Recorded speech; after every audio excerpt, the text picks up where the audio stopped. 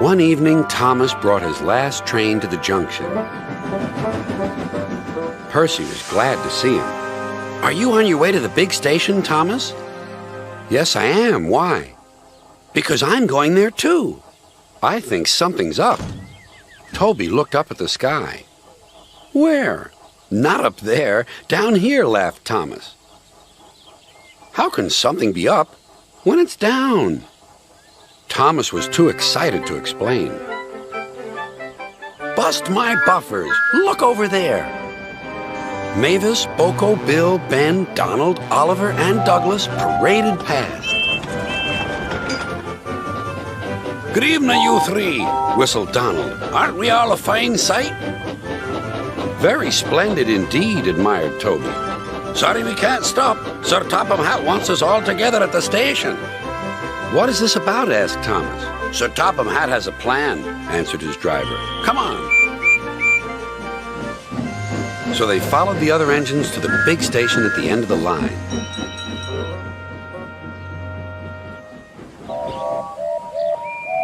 "Silence!" called Sir Topham Hatt.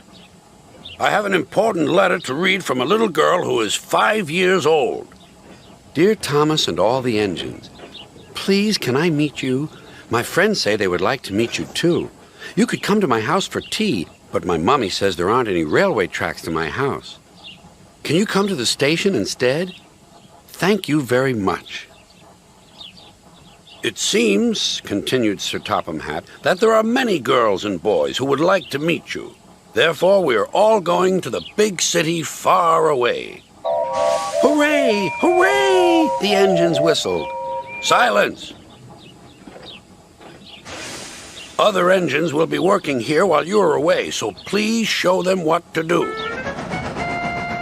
As Annie and Clarabelle were going to the big city too, Thomas and Oliver practiced with some other coaches.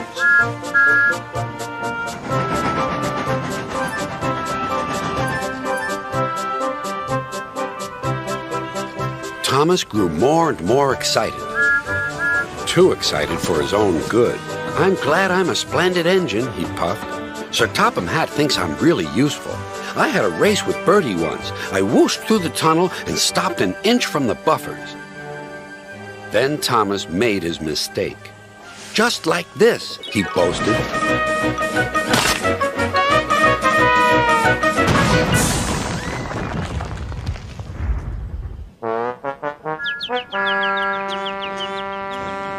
No one was hurt, but Thomas's front was badly bent. They telephoned to Sir Topham Hatt. "I'll send up the workmen," he said. "But if they can't mend Thomas in time, we'll have to go to the big city without him." Poor Thomas. 8 o'clock next morning, the engines waited at the junction. Toby and Percy were each on a truck, and Duck had pushed them into place behind Edward. Gordon, James, and Henry were waiting to lead off. They whistled impatiently. Sir Topham Hatt looked at his watch. "I'll wait 1 more minute for Thomas, then we have to go."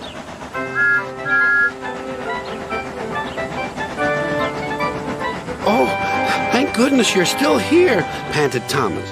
"I hope we're not late, as it's just after 8. The conductor blew his whistle and waved his flag. The engines cheered. "Look out, big city, here we come!" And the cavalcade puffed away.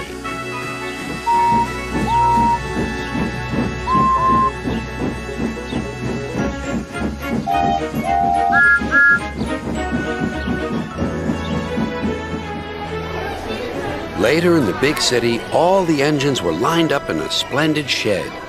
The children were delighted to meet their friends. "I'm glad the little girl wrote to us," whispered Thomas to Percy. "Isn't it wonderful what happiness a letter can bring?"